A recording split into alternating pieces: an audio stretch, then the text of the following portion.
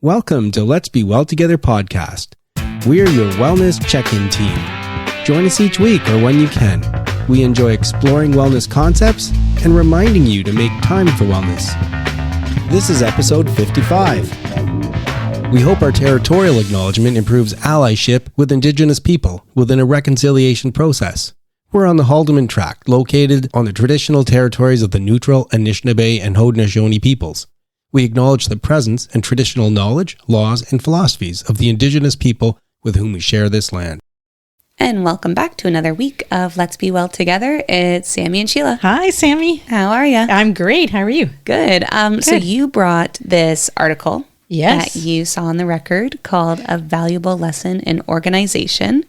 And it's written by Iris Benaroia. Yeah, actually, Sammy, it's in the National Post. Oh, I'm so sorry. No, that's okay. Our neighbor Yeah.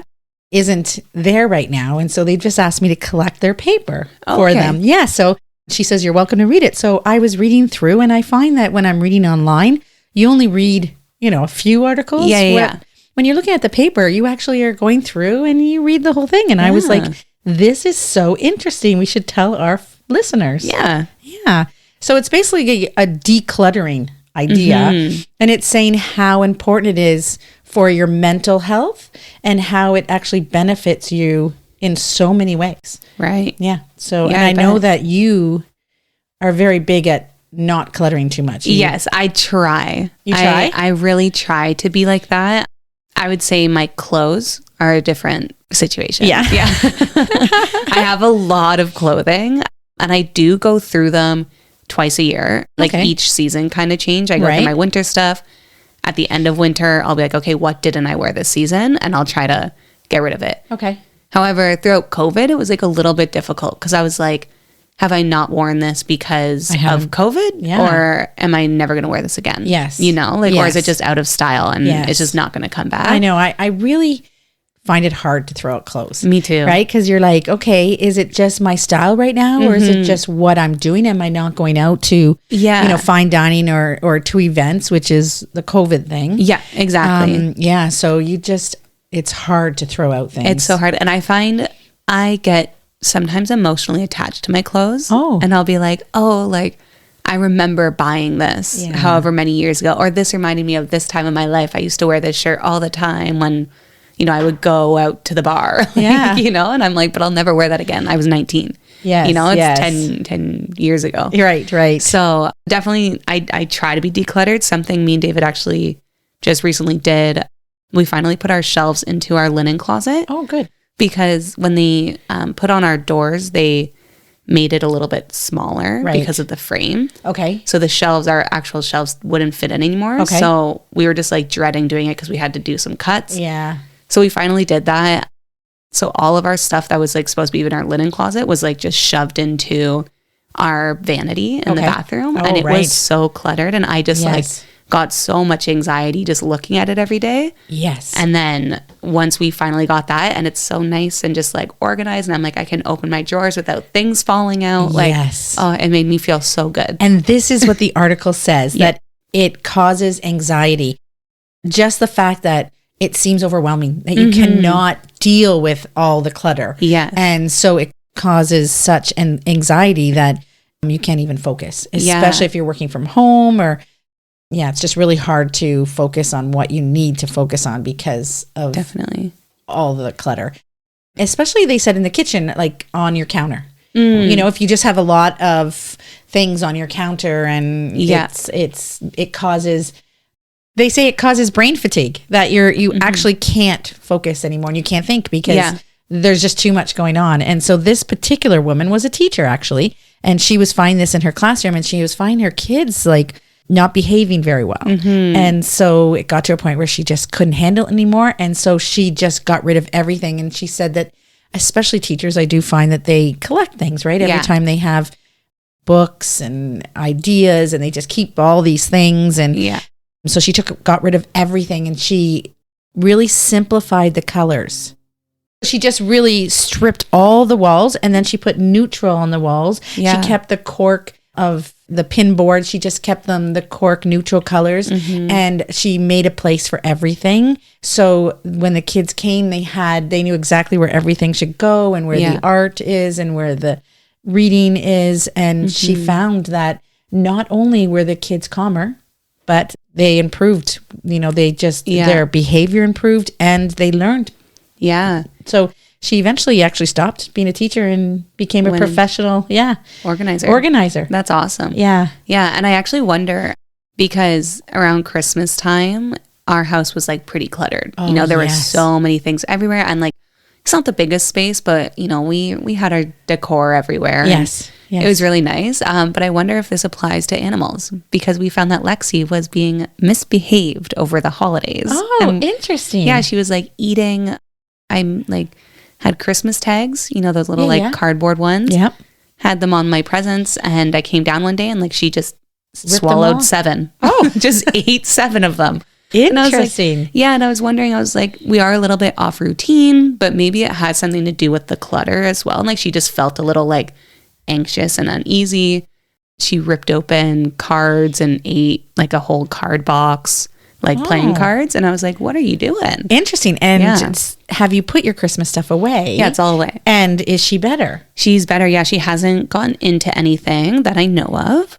But we are also back on a regular routine. Yes. So, I think it's maybe a little bit of both. A little bit of both, but it's quite interesting. It is interesting. That would make sense. Yeah. So she said that her clients are now adults. And so she goes in and deals with a lot of people who are quite anxious and they have anxiety and they just cannot focus. And so they needed their help. Yeah. But she says that her clients have actually said that they've improved their marriage.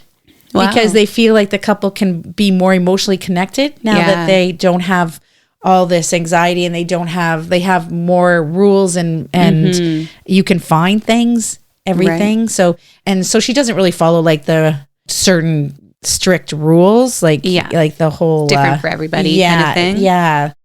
The whole, if it sparks joy, you have to keep it, like that philosophy, because like if you have a vacuum cleaner and that doesn't really spark joy for me. No. Yeah, but just things you chores. Need to vacuum. Yeah. So some things you need, but other things like people will go on and buy something if they can't find it in their house. Really? They'll just, she says that they'll, they need this and they cannot find it and they can't even possibly think about how they can find it because of all the clutter. Yeah. So they just buy it. And so then they find that they have like 5, you don't need 25 blankets, she says. You don't need, like you do really, if you just kind of make it a little bit more limited of all the things that you have, you'll be able to find everything, which just makes your life easier. Yeah, that's really interesting. And I also, I've heard this before that, people with anxiety, like when they get that cluttered space, and I even get this sometimes when it gets cluttered, then your anxiety gets so high and then you can't even think, so it just continues to get more cluttered and more cluttered because you just keep thinking of like, oh, I have to do those dishes. Oh, like I'm anxious about like doing them, and then it's like more keep piling up. Now you're like, there's so many there that now I can't even, I have to shut down. I have to just lay on the couch, which just keeps building up and up. It's that constant circle, right? Exactly. Oh my goodness. So decluttering is so important, and organizing, she says, organizing and being, especially as a couple or if you have a family, like making sure that everybody's on the same page. Definitely. Yeah. So she says it's really helped their marriage that they're all on the same page, and it helps the kids perform better. And so it's a great idea. Yeah. And I don't know if you get this with John, but I get this with David, where he asks where something is and just says he looks everywhere. And then I look in the spot where I said it was, and it's there. And I'm like, you are such a boy. Oh my gosh. I think that is a men's thing, because that happens all the time. Yeah. I don't know if it happens the other way around. You'll have to ask John. Yeah. But generally, yes, I get that all the time. And not just from my husband, from my kids too. Like they will call me, Elisa's in Owen Sound. She'll call me saying, hey, do you know where this is? And I'm like, oh yeah. It's here. And there it is. That's definitely. Yeah. Cause I do that to my mom too. I'm sure she's like, oh my God. But now I like understand the other side of it. He lost his sweater for like 2 weeks, couldn't find it. And then he was like, it's gone. Like that's the end. I go into our front hall closet, go through a couple of things and it was right there. I was like, holy, It's something there. else. Yeah. Yeah. But, That is definitely, I don't know, male thing. Yeah. John's pretty good, especially with his own things. Like he's like, he almost is to a point where he doesn't want me to touch any of his stuff, like his clothes or his books or his, because he needs to put it away. So then, I mean, that physical, the physical motion of putting it somewhere, you can visually see where you've put it and you can feel where you've put it. So maybe it helps your memory. Yeah. Helps you stay organized. Yeah. Helps you stay organized. So that's another thing. So if you keep yourself organized, and if everybody, that's a great. So, well, thanks, Sammy. No worries. Guests are giving their time, expanding our minds. Today's interview is in the category of mental wellness. I was in high school in the late 70s and early 80s. People are sometimes surprised to hear that my favorite music was punk and new wave, which was born back then. With that context, I jumped at the chance to speak with Jason Schreurs, a fellow author and podcaster. This is the first of 2 interviews. We talk about punk and scream therapy. In the second, we'll chat about a supportive punk community. So welcome, Jason. Thanks for having me, John. Jason Schreurs is a music and mental health writer, host of the internationally renowned Scream Therapy podcast, and self-proclaimed punk weirdo, living in Powell River, BC, a small coastal town on the traditional territory of the Clahaman Nation. He has contributed to Vision Journal, Canadian Mental Health Association, Transition Magazine, Disability Alliance, BC, 0C87 Recovery Diaries, New Noise Magazine, Noisy and Alternative Press, and Exclaim. He's a recent graduate of the MFA in Creative Nonfiction program at the University of King's College. And when Jason's not writing, podcasting, or facilitating a bipolar support group, or doing other mental health advocacy work, he's screaming into a dented microphone and beating on his guitar like it's a percussion instrument. His book, Scream Therapy, A Punk Journey Through Mental Health, is available May 1st from Mansfield Press. Okay, so that's me doing all the talking, but now it's time to bring you in, Jason. And you talk about punk as therapy and therapy as punk. So maybe where would we start in that discussion? Well, I think that for me, punk rock has always been a form of therapy, a way to feel like I belonged, a way to feel right in the world. I honestly didn't really feel like I was in my own skin, didn't feel comfortable in my own skin through my life. And finding punk rock when I was younger, I was a teen, about 14 when I discovered it, just totally made sense to me and became a way for me to placate myself, to soothe, to have energy, to get stoked and excited about things. It basically provided me with an anchor of where I could pull my energy from. And one of the things that I found in researching and writing the book, the Scream Therapy book, was that therapy itself is also punk rock in the sense that, therapy tends to be thought of as being traditional and conservative and status quo. But in fact, there are therapists and forms of therapy and therapy approaches out there that are very much punk rock. And when I say punk rock, I mean in the spirit of resistance, rebellion, going against the grain, that empowerment that comes with being different. When I first formed my love of punk and new wave, it's similar to what you're saying. I never really mentally thought through it, like, why do I like it? But I definitely felt like I was looking at the world and saying, doesn't anybody else see what I'm seeing? Like, how can we just sit here and just watch this go on? And then I heard punk and new wave, and there's people, saying that kind of thing, like what's going on, and pointing out issues with energy, and not just in the kind of lamenting sense, but let's do something about it. And I like the word you said, resistance. So I can kind of see that.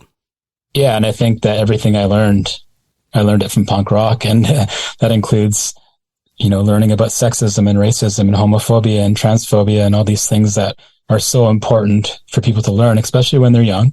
I had the benefit of learning this stuff quite young, even though back when I was 14, which is going on, oh gosh, that's 35 years ago now. These issues weren't as prevalent in society, but I was learning about politics and, anarchist principles and, being independent and doing things yourself. I mean, the whole DIY, ethos of punk rock. And I think I don't know where I would have been. I think I might have just been kind of stuck if I hadn't have found that. I grew up in a really small town where I live now, you mentioned, in Pell River. And there wasn't much here for me at all. And I needed to get out and find my people, my scene. And so I was, here in Pell River, just like absorbing all this punk rock, but I wasn't, of course, in the late 80s, early 90s, couldn't find out about bands. And I really needed to get to the city, where I could feel like I was part of a bigger scene and sponge it up. I really sponged it up when I got there. I went to tons of shows, met tons of people. Yeah, it just became such a huge part of my life. It became part of my identity.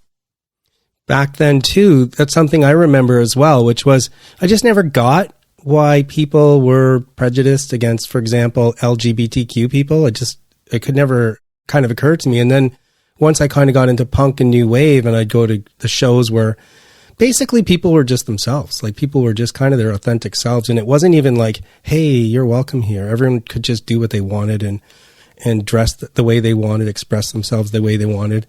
And I think that probably has been in the back of my mind as I grew up too, which has helped me in terms of not getting stuck with some of the prejudices. So that's very interesting.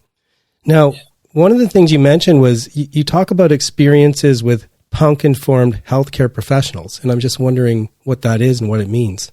Well, again, in the process of writing the book, the idea that I had was to talk to folks in the punk scene who had dealt with mental health issues, struggles, mental health conditions. And in my mind, it was, okay, I'm going to talk to people in bands. I'm going to talk to people who do zines. I'm going to talk to people who are fans.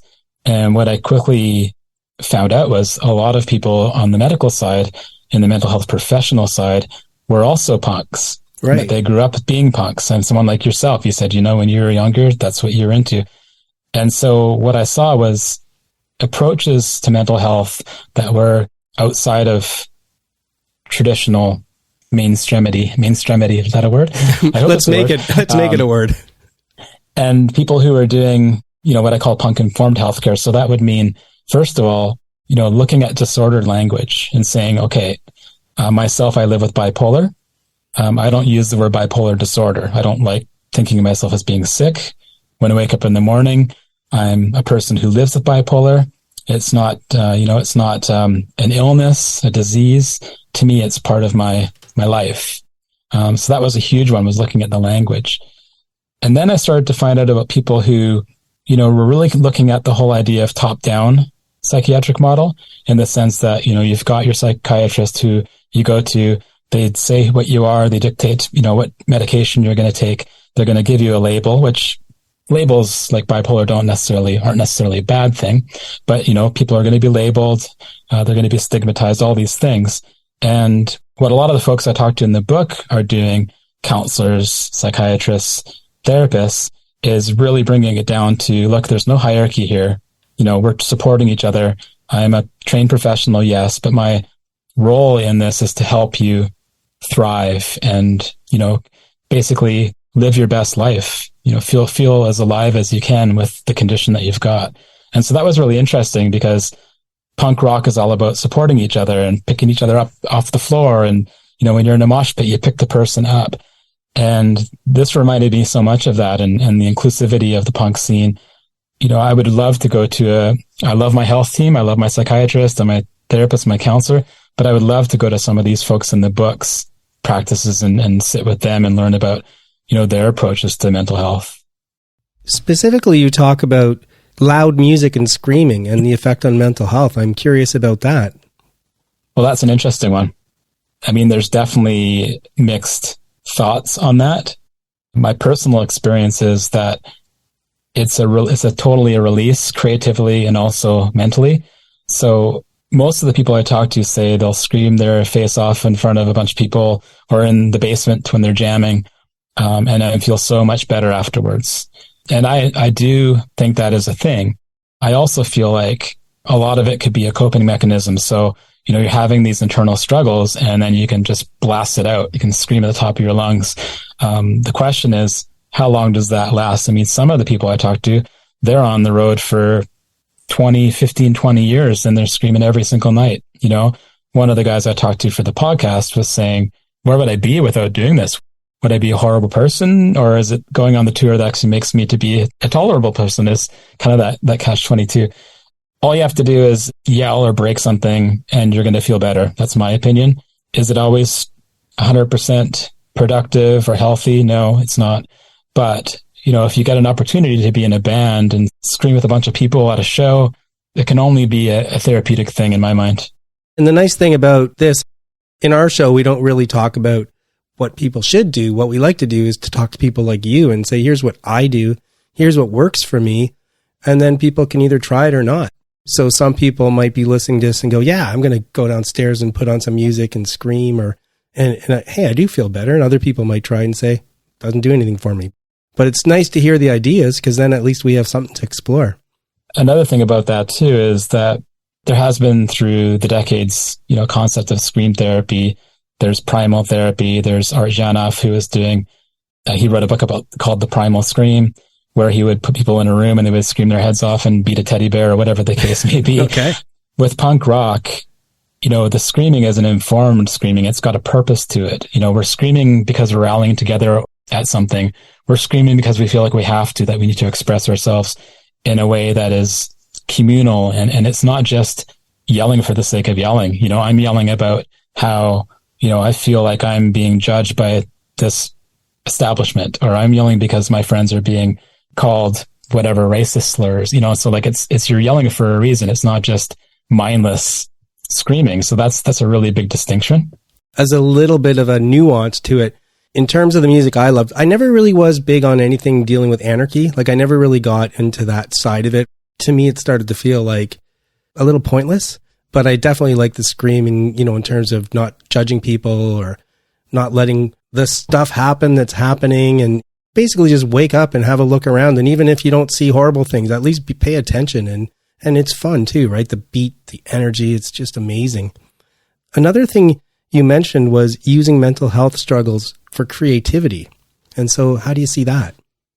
So the way that I think about it is this: most of the best music and art, for that matter, is born out of struggle. If we're smelling the roses and petting bunny rabbits, you can write a song about that, but is it not going to be very engaging or interesting?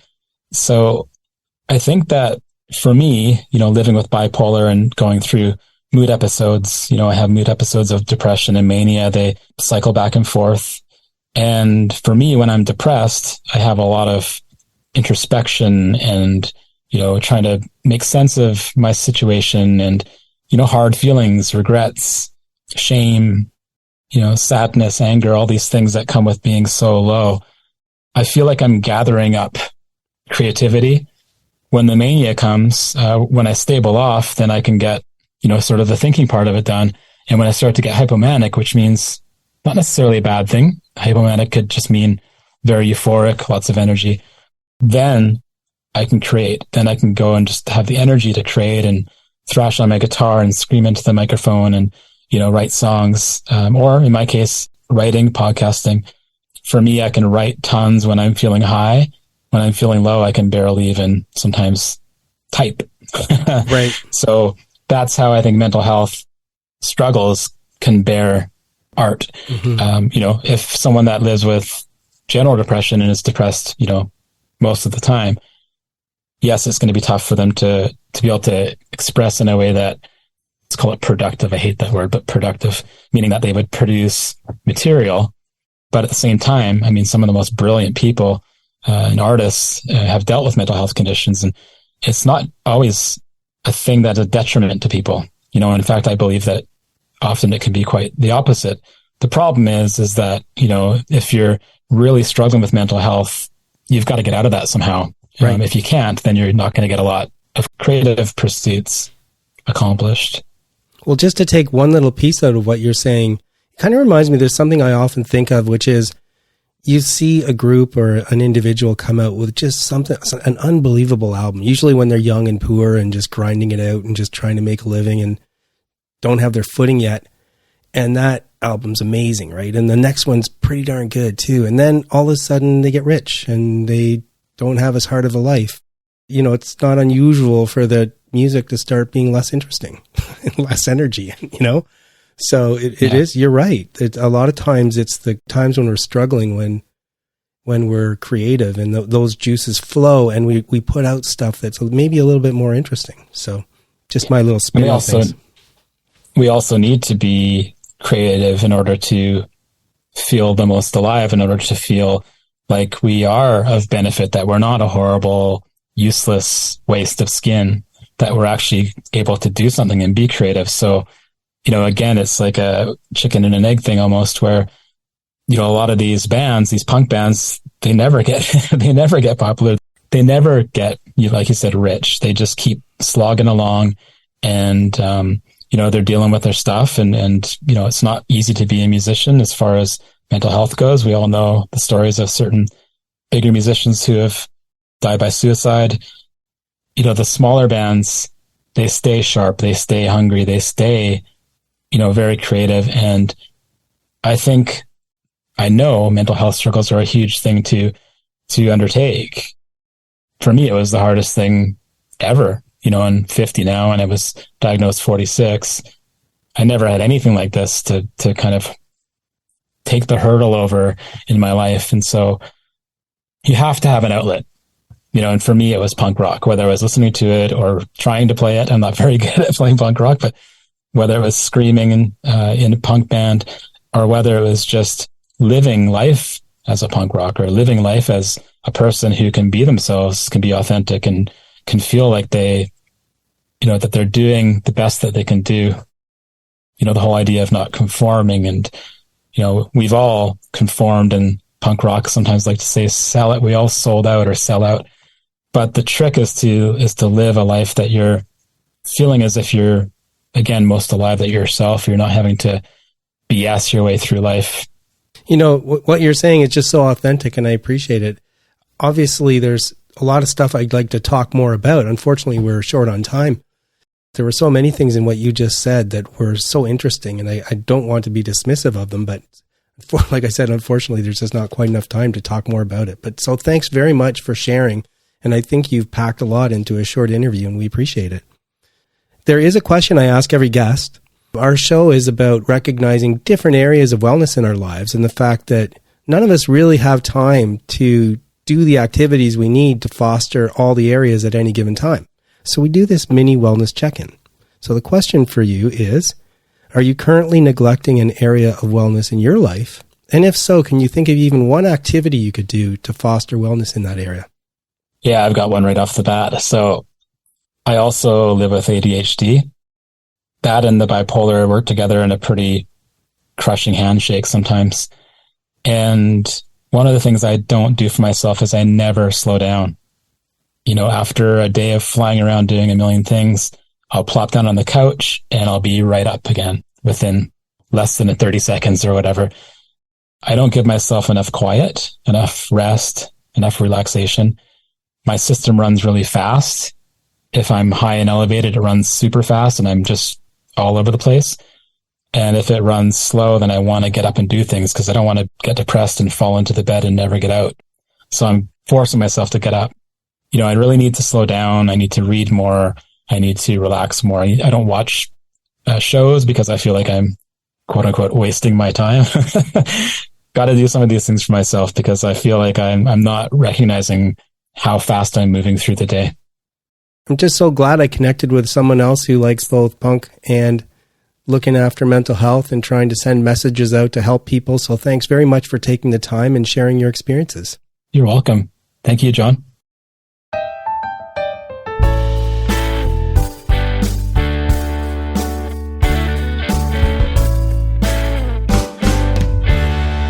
I'm Cameron, and welcome to another installment of The Adventures of the Starving Artist. It is minus 25 degrees outside, and with the wind chill, it feels like minus 38, apparently. I'm not going to go see if that's accurate or not. I'm just going to go on trust, because that is properly chilly. And today, I'm spending the day as a blanket burrito. But last weekend, when temperatures were a little more reasonable, I had a cool surprise. Mr. Grant Gimple, the one and only, bassist in Shy Harry and frontman of Pilot Project, came up, doing some gigs with the Navy. He's part of the Navy band. I haven't seen Grant in a long time, so it was nice to see him, and that was great. But what I want to tell you about is, while we were out and about, we took in a jazz show over in Gatineau, which is my second Quebec jazz show this year. Fun to think about. But the music wasn't, well, let me backtrack a bit.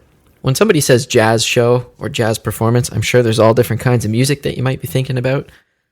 This was not, shall we say, classic jazz. It wasn't like standards and stuff. It was some original stuff and some modern stuff with lots of elements from other kinds of music that I really like, that I also don't often hear in a jazz context. Just really well put together. There was this one solo that the bass player took where he used an octaver pedal, and it was just fire. For the uninitiated, an octave is the same note, either up or down or both. They sound like this. Now, this isn't a sound you often get from a bass guitar, so it was neat to see it used, but not only the fact that it was being used at all, but because it was being used as the solo instrument. It was the forefront of what was going on, still supported by the keys and the drums, but it had all the rhythm, it had all the motion. It was a solo on the bass. There's a running joke in music that, nobody listens to the bass solo. That's when people take phone calls and naps, stuff like that. This couldn't have been more opposite. It was just incredible, and I'm really glad I got to take it in. That's all I've got for you this week. Thanks so much for tuning in, and stay warm out there. I'm Cameron. This is The Starving Artist. Until next time.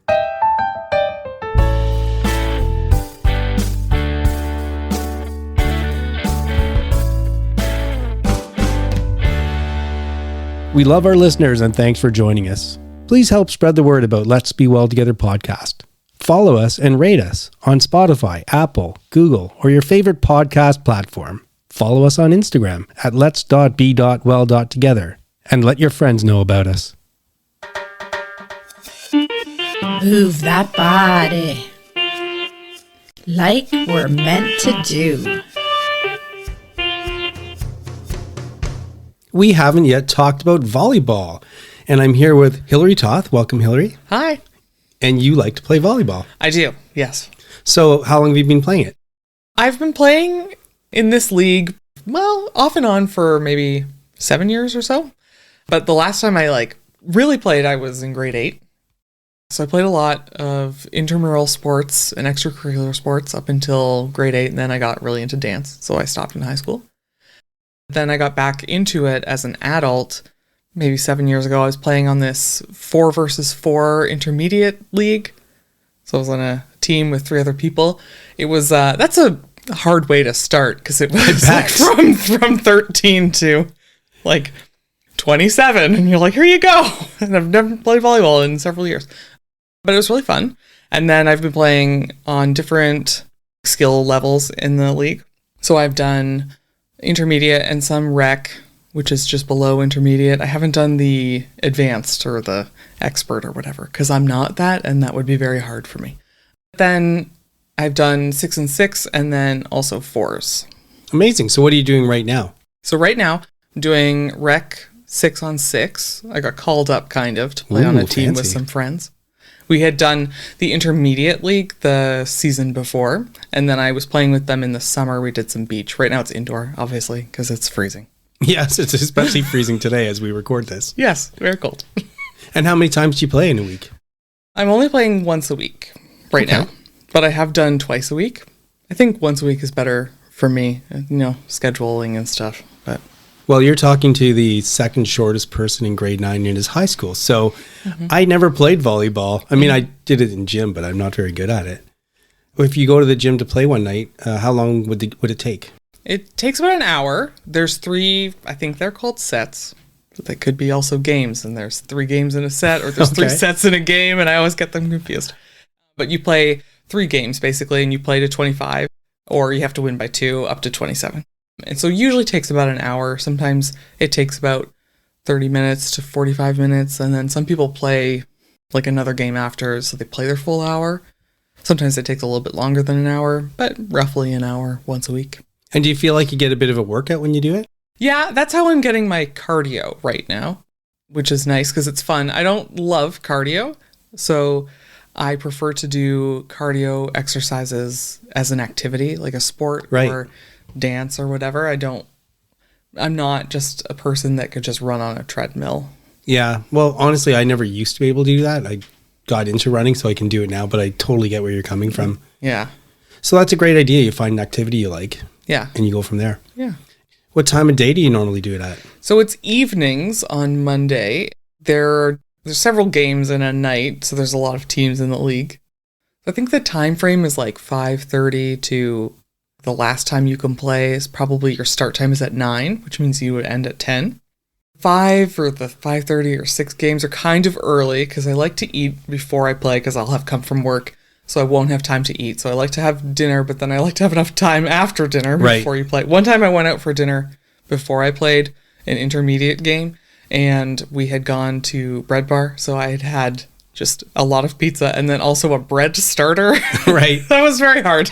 It's very hard to move around a lot when you have that much bread in you. So I prefer having enough time between dinner and volleyball. But then I also do find if I play at 9, the 9 o'clock games, and you get home at 10, then you have to shower, and then exercising makes me wired. Yeah, me too. If I do exercise late at night, it's hard to fall asleep. Yeah, so I would prefer a 7 or an 8 o'clock game. Those are ideal for me. So you've been playing a lot. What do you get out of it? What do you like about it? Like I said, I like the cardio. And I also it's fun. I enjoy volleyball. I am also very tall. So that's helpful in volleyball. My dad always says you can't coach height. That's true. I know that from personal experience. Yeah. And then I have been finding the more consistently I play, I do get a little bit better and more strategic maybe, or like my serves are getting better. And now I'm getting sort of better at setting. My team might disagree, but I'm trying to get better at setting.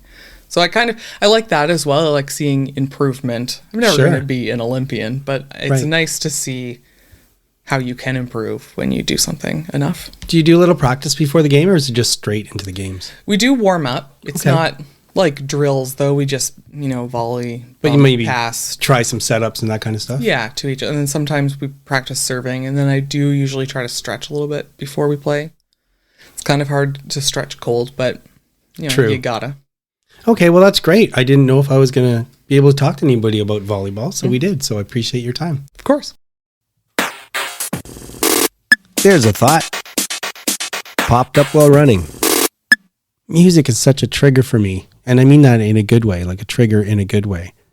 I often hear music, and it reminds me of something I was doing when I was listening to music, or something from the lyrics that I really gravitate towards. It just connects with me in a way that other things don't. So I remembered when I heard a song pop up, something had happened just before the London Marathon. So this was some months back. The song is Dreams by the Cranberries. I was about 14 kilometers into the run. I was going to run 20 kilometers that day, keeping the miles on my legs as I readied myself for the marathon. And the song came on. Just love the song. I hadn't heard of or listened to music by the Cranberries until their lead singer, Dolores O'Riordan, had already died tragically. And I absolutely love the song Zombies. It's actually one of my favorites. I won't get into why, but I just love that song. But I also love the song Dreams. And the part came on where she was singing that her life is changing every day in every possible way. And it just struck me how much my life had changed since I started on this journey. I was running and I was 14 kilometers into a 20 kilometer easy run. That was kind of easy day, just keeping the miles on my legs. It wasn't going perfectly, but it was going. And then I thought to myself, whoa, 10 years ago, you wouldn't have even imagined you could run 20 kilometers, let alone that being your easy run of the day. And 10 years ago, you were busy dealing with things in a completely different way. And you didn't have this approach, and you didn't have same outlook. And honestly, I don't even remember all the things that was crossing my mind. I just felt overwhelmed by this amazing feeling listening to the song Dreams by the Cranberries at a time in my life where things have changed so much for the better. And I connected with the music and I connected with the thoughts. And it's another reason why I love running. I love exercising. Time to think, time to enjoy, and time to experience these thoughts and feelings that just come to you every once in a while. So enjoyable. It's me. Yeah. So let me say, flip side of the coin. Well, this is another London story, and I know that we've talked about London a few times, but it's always nice to reminisce when you went on trips. I'd be happy to talk about London all the time. Yeah. It was such an amazing trip. There's so many stories that we have, but you start to worry that you're going to bore the audience, but hopefully not. Yeah. People have asked me, have you gone on a trip lately? And I had to think, and then I'm like, wait, yeah, we went to London. Yeah, just because it was like October, and that's a lot of months ago. It doesn't mean you can't talk about September, October. Yeah. And so when we were planning this, I was very concerned that the trip would be a little hard because John does have a tendency to obsess about things. How dare you? So I was worried that his obsession about running and, what he has to do next and what this and that and this would worry the actual touristing part of our trip because we were there a week before he ran the race. So for context, I was scheduled to run the London Marathon on October 2nd or 3rd, and we got there a week earlier. Right. And so I guess the concern was I was going to spend the whole week really thinking about how everything I did that whole week was going to affect that day. Or that you would, I have to run now. Right. We have to do this, or I have to do this. I have to eat this. I was worried that all that would interfere. And it was like when I went, I did have a plan. I brought so many shorts and shirts because I was going to run on day X, Y, and Z. But on the other hand, too, though, in the back of my mind, I was thinking, well, you do something called tapering before you run a marathon where you reduce your mileage. So you want to keep some activity, but you don't want to be running as long distances.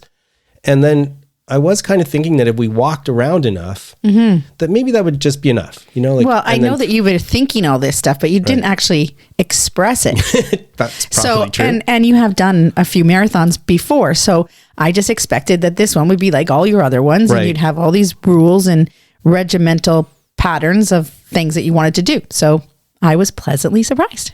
And it turned out that I learned a good lesson too, because it turned out to be my favorite marathon for a whole bunch of reasons. But one of the things that happened was I did just decide, you know what, John, just go with the flow. Yeah. So you really did. And it turned out that we were walking a lot. We walked a lot. And so kind of the same kind of pattern repeated each day, which would be, we'd think about what to do in the day. A little voice inside my head would say, well, you're not getting a run in. Yeah. Or maybe, should you really eat that? Or maybe you need to do that. And then for whatever reason during this trip, I'm like, no, I want to enjoy. This is a really wonderful city. I'm enjoying everything we're doing. Forget it. You know? And you did a great job with that. I was really impressed. Yeah. And Sheila told me later. So I just thought it was kind of funny and something we could talk about. Yeah. Kind of think I'm done the marathon thing. He said that before, people, so don't. There's only a couple I want to him. do now. Like one is New York. I'll probably start going into that lottery at some point to see if I can do New York, because that would be amazing. And we could do the same kind of thing, doing a lot of walking and stuff. But it's really nice. Like I can imagine doing half marathons, combining that with trips. Right. And it's nice to know that I can really savor the touristy fun part of it and still get a good run in. Yeah. So to the point of savoring it, we were the day before his marathon. We were meeting someone that we knew actually from Kitchener in London. And so we went and met them and went to this pub. And John and I were there early, so we had a beer. Yeah. So it's Saturday night. Yep. The marathon's the next day. And we had this beer and I've told you about that. And then she came and she ordered a drink and we ordered another one. And both of ours came, but John's didn't. And I was like, excuse me, ma'am.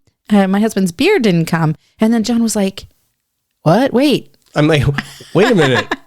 Why am I drinking beer? I can't drink beer the night before a marathon. Like I shouldn't have even had the first one. I shouldn't have had the first one. And neither one of us it didn't even cross my mind. No, me neither. Until you said that with the second beer. And I was like, oh my gosh, no, you shouldn't be drinking beer. And that was the first time it dawned on us, because like I said, I had those little conversations in my head, like maybe I should do this or maybe I should do that. Nah, forget it. Let's just have fun. But I never really twigged to the fact that I was having so much fun enjoying things that marathon was just in the background of once this in my trip. life, I wasn't over obsessing about stuff. Yeah. The other thing I liked about this trip was that your run wasn't too early in the morning. Like often when you're doing marathons, you have to be there at 7 in the morning or you're starting your run at 7 in the morning. I was really worried about that because I'm not great first thing in the morning. I just know that from experience. And then if you factor in that London was 5 hours ahead of our time, I was thinking, oh no, like if I have to run at 7 o'clock London time, and even though I've been there a week and had some adjustment, that would be like waking up at 2 o'clock in the morning and running is not going to work for me. So I was really worried about that. So I was so relieved when I don't think I had to get onto the train until 8 or 8:30. Yeah. So I could sleep in. Yeah. Which is great because you do worry about the marathon. So the fact that you have to get up early, then you're getting up even earlier. So yeah, it was lovely. Thanks, John. It was just a really cool experience where something changed. I didn't obsess. It was a good lesson for me. And not only did the marathon go well, but our whole trip went well. So it was a great life lesson. Please remember that we're not providing advice. We hope to inspire you to work towards balance, and we urge you to consult with qualified people if you need advice. The people on the show are speaking in their personal capacities. Their views expressed are their own, and don't represent the views or opinions of their outside contacts, their employers, or anyone else. We try to get things right, but we can't guarantee everything we say is correct, or that the things we talk about will work for you. Let's be well together, and let's be sure to do that in a safe way. It is sign-off time, and we just heard some good news. Sammy got a business call with her new business, so that's fantastic. And we just happened to be talking to Elise Seifert. So we said, hey, jump on sign-off with us. Hi, Elise. Hi, everyone. So what are you up to this week? This week, it's Valentine's Day, which is really exciting. It's a really fun time to be a kindergarten teacher. The kids get really into it, and they're just so excited to spread love and friendship, and they just love making cards for each other and then decorating their special bags so that they can hand out the cards. It's just a big day of fun. So I'm really looking forward to that. And then at school, I also have a book club with the staff, and we're starting our first novel of 2023. So I'm really excited to get that going and get reading again. Awesome. Cool. What novel? Do you know? It's called It Ends With Us by Colleen Hoover. She was named one of the best authors of the last year. So I'm looking forward to reading one of her novels. I've heard a lot of great things. Okay. Well, we'll have to check in after you read it. Yeah. How about you, Sheila? What do you have up this week? Well, I have Valentine's Day. I was going to wish everyone a happy Valentine's Day. Woo-hoo-hoo. Happy Valentine's Day, Sheila. Happy Valentine's Day. Also, the Super Bowl yesterday, it was a really close one and a little bit, I don't know. Sheila's not exactly the Super Bowl fan for the football side of it. No, I really liked the halftime show. Yeah. But I was like, the halftime show was, my opinion, it was okay. Did you see it, Elise? Yeah, I really liked the halftime show. Well, they zoomed out, and I really liked the stages. Yes, I did like the stages. I just didn't like the non-costume changes. But I love the first song that she sang. And I also wanted to do a shout out. There was a few people from the party that we were at who listened to our show. So I wanted to shout out to the Coons, Kathy and Rob Coon, as well as John Ertl. Shout out to them. Thanks for listening. And next week is Family Day. So we have a long weekend, although most of us don't actually have a long weekend, but Elise has a long weekend, students and schools and things like that. So that is all that I have. What about you, John? First off, I have to do a correction. On That's right, you last week's episode, I was trying to remember when our first child was born, and I did my math wrong. Yeah. We got married when Sheila was 19. Thank you. And our first child was born when she was 21, not 20. Now, in fairness, it was like a month after you turned 21. I was close. No, I turned 21 in February. And then he was born in March. Yeah. Right. Okay. But still. True. So I was 21. I'm supposed to be able to get those numbers right, so I got in trouble. I'm still feeling great about drinking lots of water. That's just making a huge difference. So I'm going to keep doing that for a long time. And I haven't talked about habit stacking for a couple of weeks, but I'm going to try again now. I've been doing one, then the other, and now I'm going to add either core or strength next week. I haven't decided which yet.